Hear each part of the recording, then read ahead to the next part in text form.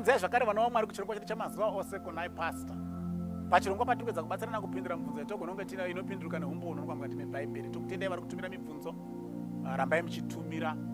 Vatanga kutibata nhasi munotumira panhamba dzinoti 0772918335 kana kuti kana muri kuona paFacebook kana paYouTube munogona kukanda mucomment section tikazotarisa tinoadresa mibvunzo yenyu. Mubvunzo tiri kubvunza nhasi takambopindura some years 1 or 2 years ago.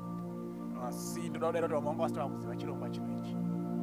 Uri kuti oko nai pastor tinoziva sei kuti ratinoti sabata nhasi ndiro chairo iwo makalenda akachinja? Okay.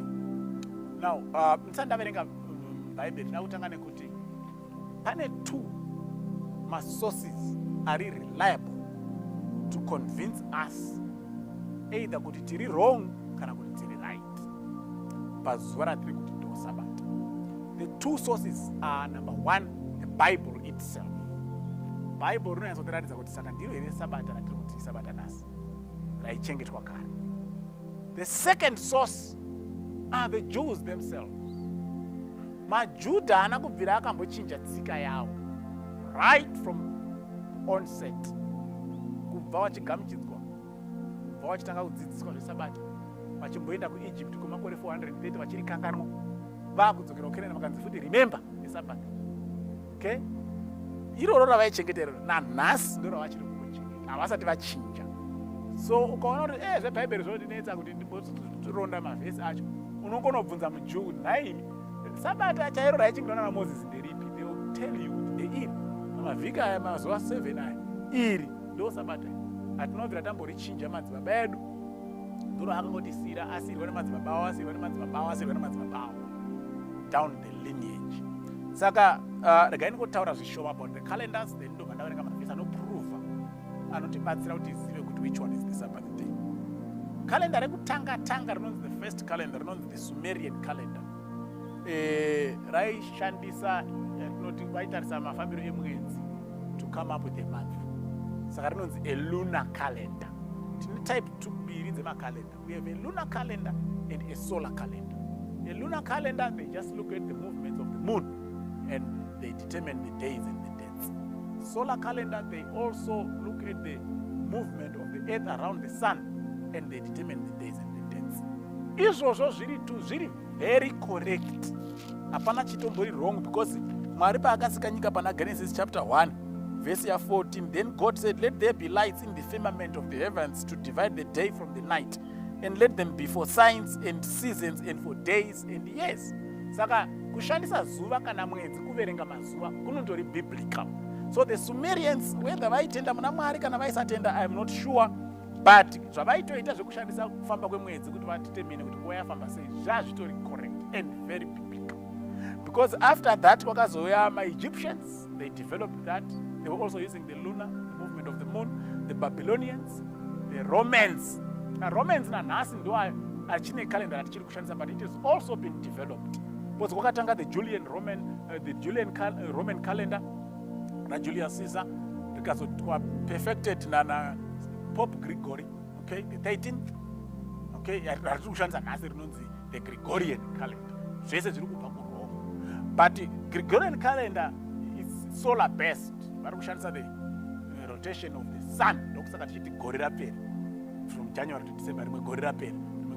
Maluna aingoverenga mwedzi chete vachienda. Vachidaro masola anoverenga per year because they notice the rotation of the earth around the sun. 365 and a quarter days, something like that. Even the lunar calendar dzacho kubva kuSumerian calendar harina one perfect figure, 29 or 30 days, you see. Saka hapana chiri wrong pazvose izvozvo. Vanhu vanoda kusounda so learned and complicated. Vachikuzoti hey, calendar ratinaro, hey, harisiro raivako mazuva ananhingi. Hapana chakambochinja. Even mazuva akaningirirwa calendar na Gregory from the Julian calendar, achibvisa dzimwe mamwe madays because mwedzi wanga wapfuuridzisa. Hazvina kuchinja the cycle of that week. Papapedzisira tomboti iri Tuesday, paakabvisa mazuva, the next day was a Wednesday. Saka hazvina zvazvakaafekta pakuverengwa kwemazuva kuti Monday, Sunday, Monday, Tuesday, Wednesday, Thursday, first day, hazvina zvazvakachinja. So handisida kusounda kuconfuse ini zvese izvozvo, Pandira ngoti mungozive kuti makalenda ese atoriko ari very correct because anoshandisa kufamba kwezuva kana kufamba kwemwedzi, which is exactly what God said in Genesis chapter 1. Ndiri kuisa zuva nemwedzi kuti zvishandiswe kuverengwa mazuva, kuverenga mwedzi, kuverenga makore. Saka zviri anondori correct. Dai kuri kunzi kuna vanhu vakagadzira rawo kalenda rinoshandisawo zvimwe zvinhu kuverenga mazuva, tingadai kuti ratiridi. But atinawo acho ari kushandisa zuva nemwedzi, which is exactly what God had determined. Saka tinozoziva say from the Bible which one is the Sabbath day. Daungoverenga kuna Luke. Akuverenga kuna Luke chapter 23. Rikaendangira pavhesi ya50 what? Rikaendangira pavhesi ya50. Now behold, there was a man named Joseph, a council member, a good and just man. He had not consented to their decision and did. He was from Arimathea, a city of the Jews, who himself was also waiting for the kingdom of God. This man went to Pilate and asked for the body of Jesus. Then he took it down, wrapped it in linen, and laid it in a tomb that was hewn out of the rock where no one had ever lain before. That day was preparation, and the Sabbath drew near. Inzwai, musi wakafa Jesu akaroverwa pamuchinjiko, akaburutswa pamuchinjiko, unonzi day of preparation day, and the Sabbath was drawing near. Kureva kuti musi wafa Jesu Kristu is the day before the Sabbath. Musi wafa Jesu Kristu unonzi preparation day because you will be preparing for the Sabbath. Kuna Exodus 16 vakanzi today unonhonga mana double portion, gochai zvamunoda kugocha, bikai zvamunoda kubika, zvinenge zvasara muzvichengetera mangwana Sabbath. Ndosaka ichinzi preparation day because you have to prepare for the Sabbath. Saka musi wafa Jesu Kristu unonzi preparation day. Ndo uri mumashure mezuva rinonzi Sabbath day. That day was the preparation and the Sabbath drew near. And the women who had come with him from Galilee followed after, and they observed the tomb and how his body was laid. Then they returned and prepared spices and fragrant oils, and they rested on the Sabbath according to the commandment. Now on the first day of the week, very early in the morning, they and other women went with them to the tomb, bringing the spices that they prepared. Vakaona Jesu amuka. Musi wafa Jesu Kristu akaroverwa akadzikiswa pamuchinjiko. Unonzi preparation day. It's a day before the Sabbath. The following day racho rinonzi Sabbath day. The following day rinonzi first day of the week.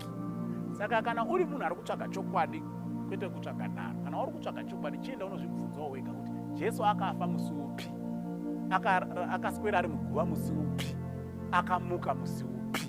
Hazvifaniri kunetsa kuti tizive kuti ndiro here Sabbath ratiri kuchengeta. Kudai tabatsirikana, Mwari atikomborere. Amen.